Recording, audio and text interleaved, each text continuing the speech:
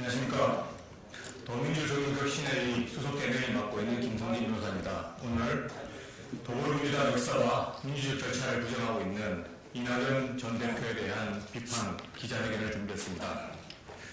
먼저 참석자 소개를 하겠습니다. 김우영 더민주정의혁신회의 상임대표님 인사드리겠습니다. 강의원 공동대표님 인사드리겠습니다. 오성규 서울혁신회의 상임대표 인사드리겠습니다. 함께해 주신 의원님들 인사드리겠습니다. 강득구 의원님 오셨습니다. 오늘 소개 의원이십니다. 이동주 국회의원님 오셨습니다. 양의원명 국회의원 오셨습니다. 네, 더민주정의혁신회의 대변인단 한 분 소개시키겠습니다. 조상우 대변인 오셨습니다. 호소영 대변인 인사드리겠습니다. 백종훈 대변인 오셨습니다. 이원영 대변인 오셨습니다. 먼저 모두 발언과 의원님들 말씀 듣는 순서를 갖도록 하겠습니다. 모두 발언은 먼저 더민주정의혁신회의 김우영 상임대표님께서 해주시겠습니다. 네, 더민주혁신회의 상임대표 김우영입니다. 더민주정의혁신회의는 민주당의 기득권 타파와 혁신을 통하여 민주당이 다시금 수권 정당으로 거듭날 수 있도록 하고자 하는 평당원의 조직입니다. 오늘 이 기자회견 자리는 그간 더민주정의혁신회의와 뜻을 함께한 의원들 중 의원 대표단으로 이동주 의원, 강득구 의원, 양의원 의원, 민영배 의원, 김영민 의원 이렇게 5분이 의원 대표단으로 함께 활동하고 있는데 그 중에 강득구 의원, 이동주 의원, 양의원 의원이 함께한 뜻깊은 자리입니다. 또 오늘 기자회견은 민주당의 기득권의 상징일 수도 있는 전 대표이자 문재인 정부의 총리를 지내신 이낙연 전 대표님이 애당심과 또 역사와 민주당에 대한 기본적인 애정이 남아있다면 마지막까지 우리와 함께 할 수 있는 새로운 선택을 고대하고 또 민주당 안에서의 변화를 추구하는 것이 진정 민주당을 사랑하는 사람의 자세가 아닌가라는 차원에서 마지막 절실한 호소를 드리고자 하는 그런 자리이기도 합니다. 전국의 더민주정의혁신회의 회원들이 민주당의 변화를 추구하고 이번 총선을 앞두고 단결과 또 혁신을 통해서 국민들의 무너져가는 삶을 지키는 민주당의 모습을 반드시 선보일 수 있도록 노력하도록 하겠습니다. 감사합니다. 이어서 소개의원이신 강득구 국회의원님 말씀 듣도록 하겠습니다.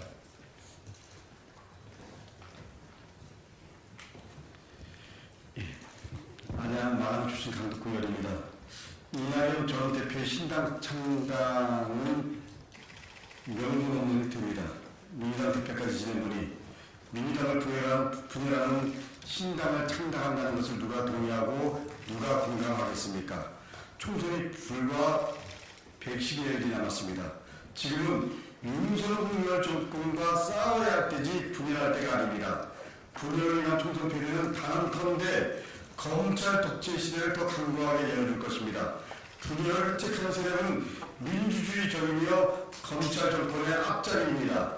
지금 이낙연 전 대표의 창당은 분열을 말하고 있습니다.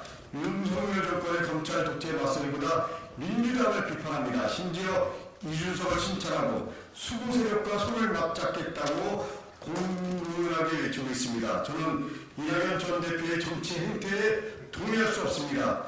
작금의 이낙연 전 대표의 모습은 민주주의 가치를 짓밟아오는 앞자리 카르텔의 재현으로 보입니다. 민주당이 고칠 것이 있다면 민주당 안에서 함께 싸우는 것이 당연합니다.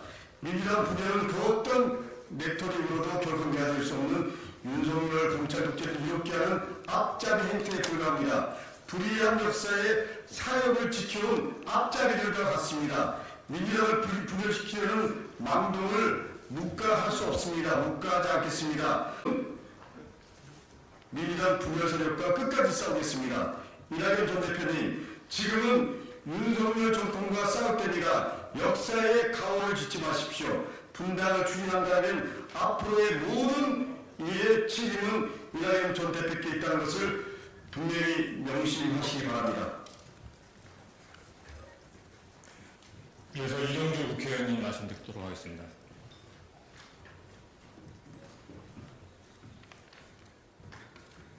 네, 더불어민주당 전국 소상공인위원장을 맡고 있습니다. 참 참담한 심정입니다. 이낙연 전 대표님, 전남에서 우리 문재인 정부 때 과거에 국회의원도 하고 도지사도 하고 문재인 정부 때 국무총리까지 역임을 했습니다. 당 대표까지 맡았습니다. 민주당에서 그 어느 때보다 그 어느 과정에서보다도 커리어를 쌓았고 양지에서 성장을 했고 큰 권력을 가졌던 분입니다. 그런 분이 갑자기 거대 양당 구조를 비판하면서 새로운 선택지가 되겠다고 합니다. 지난 대선을 앞두고 갑자기 박근혜를 사면하자고 해서 우리 당의 지지율을 다 까먹은 분이기도 합니다. 또한 대선 경선에서 패하자 아무 역할도 하지 않고 사실상 현실을 방기하는 윤석열 정권의 폭정에 1년 넘도록 외면하는 이런 행태를 목도했었습니다. 그랬던 분이 이제 총선을 앞두고 당의 분열을 조장하고 이제는 이준석과 이런 제3의 세력들과 손잡겠다고 합니다. 돌아올 수 없는 강을 건너려고 하고 있습니다. 내년 총선은 우리 1년 6개월이 넘는 기간의 윤석열 정권의 검찰 독재 정권의 폭정에 맞서서 민심 퇴행에 맞서서 민중들이 바라는, 국민들이 바라는 새로운 정치를 만들어야 되는 아주 중요한 선거입니다. 국민의힘과 윤석열 정권의 폭주를 막기 위해서는 그 어느 때보다도 민주당의 단결과 단합이 필요할 때입니다.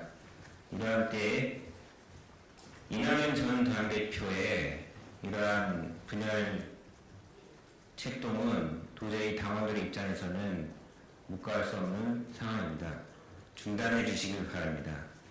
더 이상의 이런 분열과 관련된 전 당대표, 이낙연 전 당대표의 행동에 대해서 당원들이, 민주당 당원들과 민주당을 지지하는 국민들이 묵과하지 않을 것입니다. 이상입니다.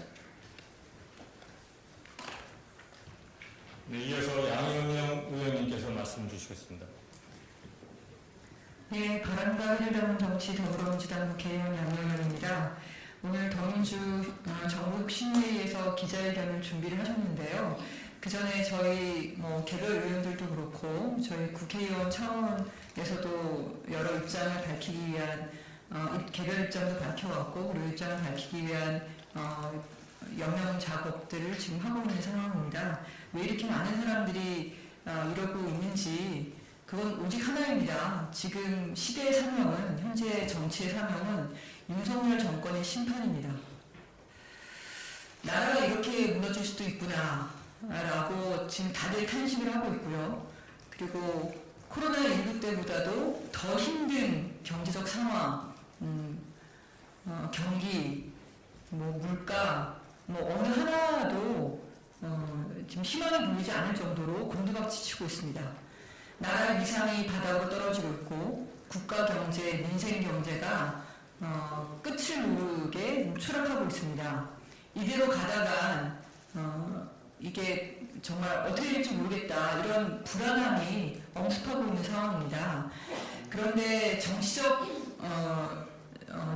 유불리 또는 사적 권력의지 이런 것에 의해서 정말 대통령 빼고는 다 해보신 분이 국회의원과 국무총리와 당대표까지 다 해보신 분이 이 시대적 정치적 사명을 배신하고 개인의 권력의지를 달성하기 위해서 신당을 만드는 게 아닌가 그렇게밖에 보이지가 않습니다. 어떤 거기에 명분이 있습니까? 누구를 붙잡고 물어봐도 저는 같은 얘기라고 생각합니다. 그 과거에 뭐 국민의당 그 분리되면서 호남 지역이 많이 넘어갔었죠. 근데 그때로 생각하시면 안 됩니다. 착각입니다. 죄송한 말씀이지만 이낙연 대표님께서 우리 당원들에게 어떤 희망을 보여주시지를 못하셨습니다. 그래서 대통령 경선에 패하신 거고 그런 과정이 있습니다. 근데 그거를 신당을 차려서 그 몇 %라도 챙겨보겠다 이렇게 하시면 이게 윤석열 정권을 심판해야 되는 그 전선이 무너지게 됩니다. 국민의 삶을 도대체 어떻게 하실 생각이십니까? 저는 제발 큰 대의에 맞는 그런 선배다운 모습을 보여주시기를 다시 한번 호소드립니다. 네, 이상입니다. 기자회견문 남기고 있을 텐데 그 전에 간단하게 코멘트 드리면은 흘러간 물은 물레방아를 다시 돌릴 수 없습니다.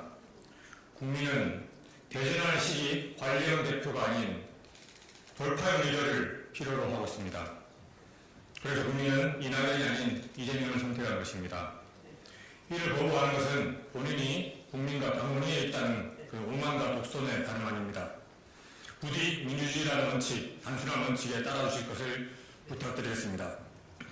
이낙연 대표의 길을 하나입니다. 민주당과 싸우는 신당 창당이 아니라 민주당을 살리는 정계 은퇴라고 생각합니다. 계속해서 기자회견문 낭독하겠습니다. 먼저 오성규 대표님부터. 예, 기자회견 낭독을 하겠습니다. 더불어민주당의 역사와 민주적 절차를 부정하는 이낙연 전 대표를 규탄합니다. 이낙연 전 대표가 신당 창당을 선언했습니다. 민주당의 이름으로 5선 국회의원, 전남도지사, 국무총리를 지내고 당의 대표까지 연배했던 분이 당의 역사와 민주적 절차를 부정하고 나오셨습니다. 한국에서는 이낙연 전 대표를 민주당의 영혼이나 다름이 없는 정치인이라고 평가하면서 절대 신당을 창당할 리가 없다고 장담했습니다. 그런 평가를 받은 분이 헛된 정치적 욕망으로 자신의 역사와 민주당의 이름에 먹칠을 하고 선후배 동지들에게 깊은 상처를 주고 있습니다.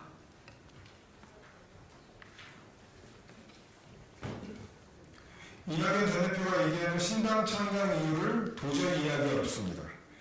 양극화된 정치 때문이라고 하는데 집권여당 민주당을 이끌었던 전직 당대표로서 매우 무책임한 태도입니다. 이낙연 전 대표는 대표 시절에나 그 이후에도 정치 양극화 문제를 해결해보자고 단 한 번도 얘기한 적이 없습니다. 지친 마음에 정치계를 떠나겠다는 이유라면 몰라도 신당 창당을 하는 이유가 되긴 어렵습니다. 대다수 당원과 국민들은 자신의 정치적 욕망을 숨길 거짓 명분으로밖에 보지 않을 것입니다. 더불어 이재명 당대표가 취임한 이후 무도한 윤석열 정권의 폭정으로 쓰러지는 민생을 바로 세우기 위해 정의당, 기본소득당, 진보당과 함께 야 4당이 꾸준히 입법 공조를 해왔습니다. 검찰 독재 정권의 정적 제거를 위한 구속영장도 야당과 시민사회가 함께 연대하여 마련했습니다. 그럼에도 이재명 대표는 적대와 대결의 정치를 막고자 윤석열 대통령에게 8번의 영수회담을 제안했습니다.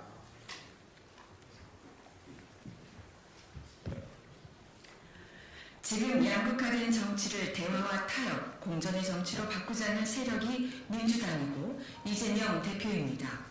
정치 양극화의 책임은 끝까지 제1야당 대표를 중범죄자 취급을 하는 윤석열 대통령과 국민의힘에게 물어야 합니다. 그런데 왜 그것이 민주당을 분열시키고 신당을 창당하는 이유가 되는 것입니까? 신당 창당의 뚜렷한 이유는 이재명 대표를 반대하는 것뿐입니다. 정치적 가치나 비전을 국민에게 제시하지 못하면서 오직 반면이라는 주장밖에 보이지 않습니다.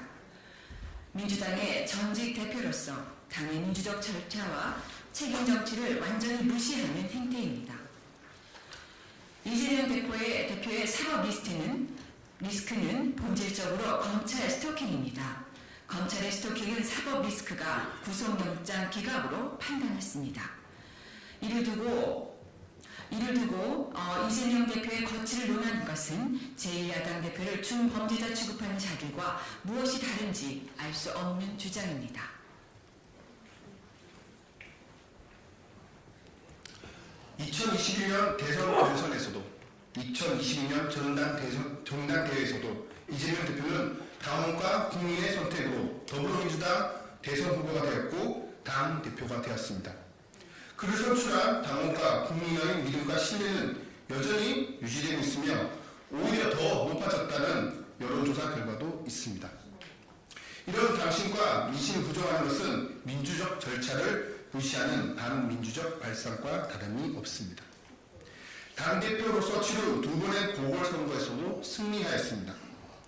3반기 4.5 보궐선거에서는 김기현 국민의힘 전 대표의 정치적 토선이 울산 남구에서 기이한 승리를 만들었습니다.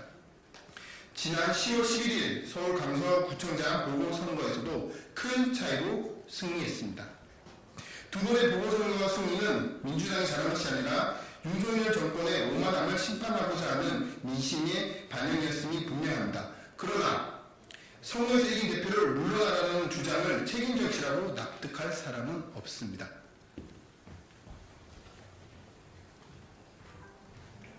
아무런 정치적 명분도 근거도 없는 신당 창당은 결국 이낙연 전 대표의 헛된 정치적 욕망 때문이라고 생각할 수밖에 없습니다. 왜 문재인 정부의 초대 국무총리였던 이낙연 전 대표가 윤석열 캠프 전략회의 실장이었던 금태섭과 국민의힘 반도체 특위 위원장이었던 양양자 같은 사람들과 정치적 미래를 도모한단 말입니까? 종국에는 이 신당이 윤석열 정권에게 투항할 수밖에 없음을 모두가 알고 있습니다. 이는 민주당의 역사를 부정하는 것이고 이낙연 전 대표가 오셨던 김대중, 노무현, 문재인 대통령의 명예를 모욕하는 것이나 다름없습니다. 더민주정부혁신회의는 이낙연 전 대표의 신당 창당을 더불어민주당의 역사와 민주적 절차를 부정하는 행위로 규정하고 엄중하게 비판합니다. 민주당과 진보개혁 세력의 분열을 불러일으켜 윤석열 정권의 이익에 공모한 이낙연 전 대표의 신당 창당 구상을 중단하게 촉구하며 이동조하는 민주당 내 분열 세력의 중동을 좌시하지 않을 것입니다. 2023년 12월 18일 더민주 전국혁신회의.